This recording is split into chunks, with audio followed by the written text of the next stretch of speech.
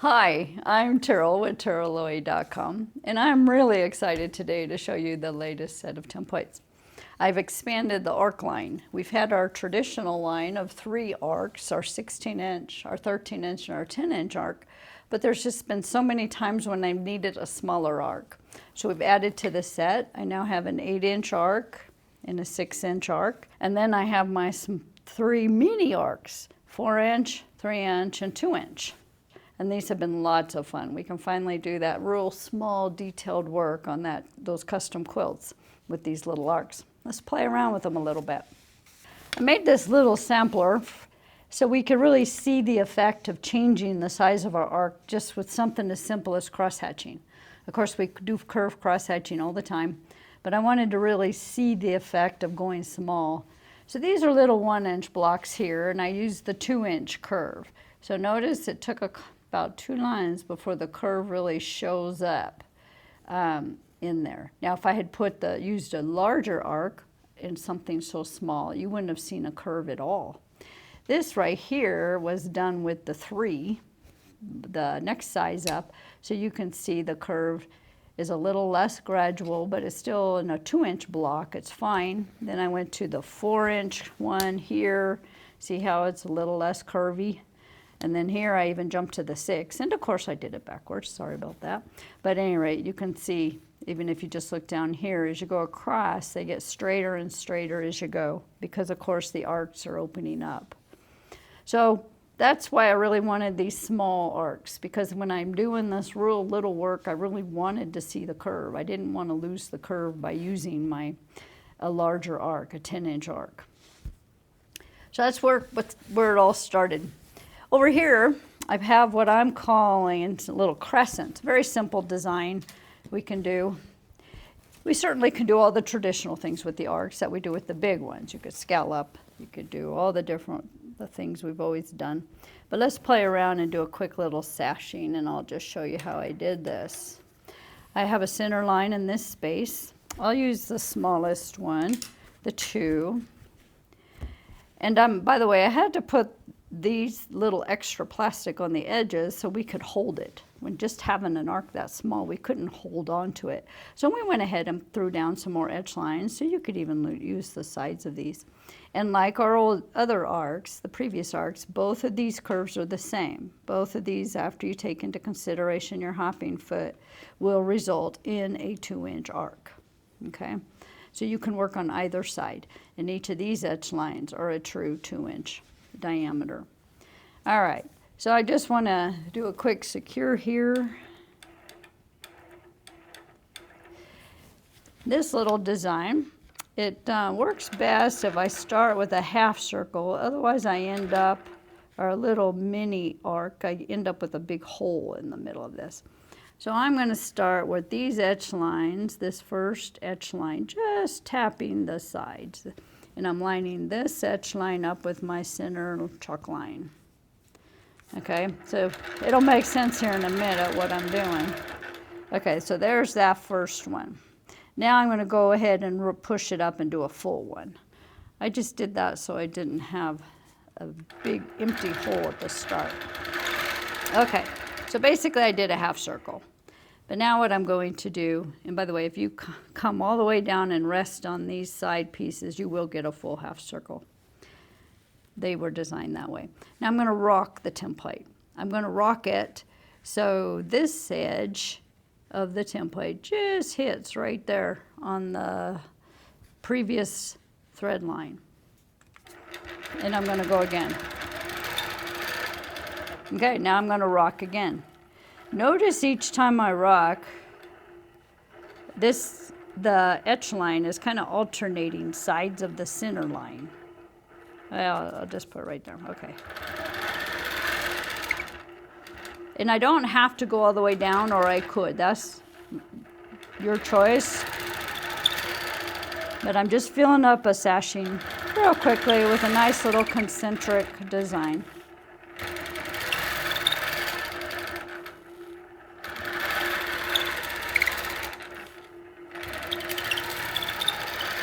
Let's open it up a little bit. So instead of, I'm going to go ahead and put this 2-inch arc. I'm going to go ahead and put this 2-inch arc right here. Okay, so now I'm going to rock it. Let's play. Let's open it up a little bit. So instead of instead of just putting this edge right on this line, I'm going to go further. I'm going to put that first edge line on there.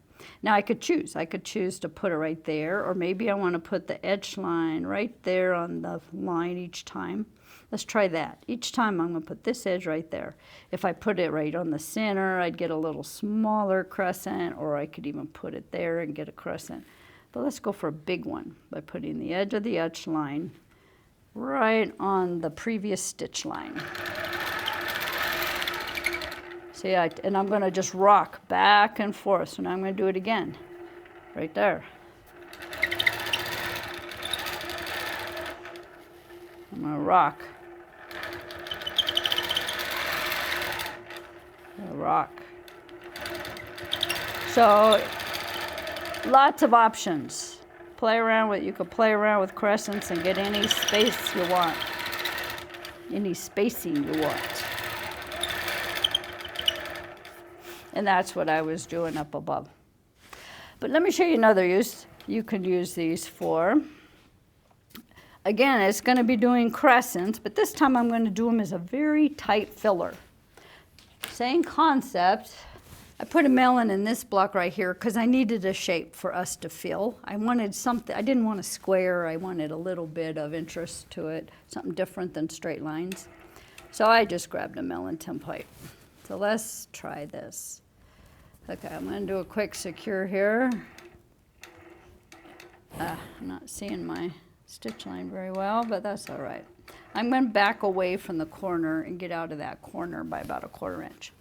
All right, so I'm going to do basically little crescents in series of 4 or 5.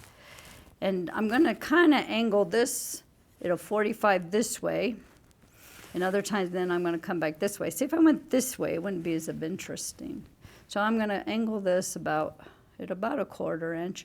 Now, right now, if I go, I'm not going to get much of a rise out of this. So I'm actually going to, I'll back up a little bit. There she goes.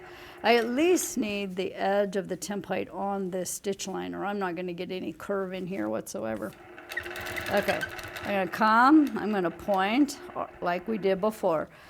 I'm going to rock like we did before. I'm going to take the edge of my template up to that line up there, and I'm going to go back, point, I'm going to rock, putting this edge right there on that stitch line. I come around as far as I want. This, you're kind of designing here a little bit as you go. There's no right or wrong. Okay, so you got the idea. I'll do one more. Now I want to change directions to give us some interest. So I'm going to throw this over here. And I'm going to maybe come out this way a little bit first. We'll go this way. And I'm going to rock. So I wanted to change directions. So now I'm going to rock it that way. See what I'm doing here? Rock it this way. Rock it over there. Each time I'm putting the opposite edge on the previous point. And now maybe I want to go again this way, or maybe I'll turn it a little flatter to get a new shape. I'm getting a nice little sweep there with the template.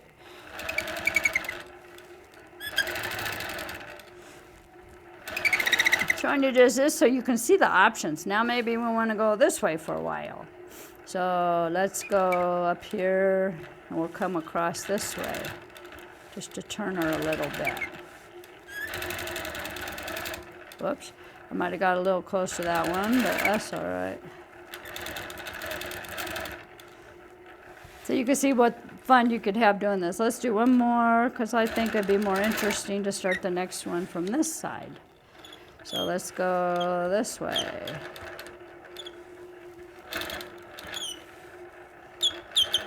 So I'm still just playing with crescents. Now if I wanted it to be tighter, even denser quilting, I would not take this edge of the plastic all the way to the point. I'd stop a little bit sooner and close it up. Oops.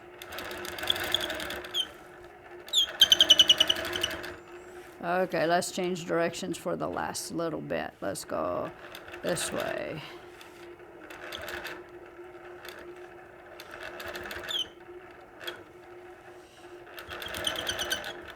And find a place to merge into that arc. So as you can see, you could use these to do quick little fillers in odd shapes. Just fill in that white space you have on the quilt that needs something in it. And next, I want to show you in our next video how to do the exact same thing, but I'm going to call them spinners. Same concept, so stay tuned.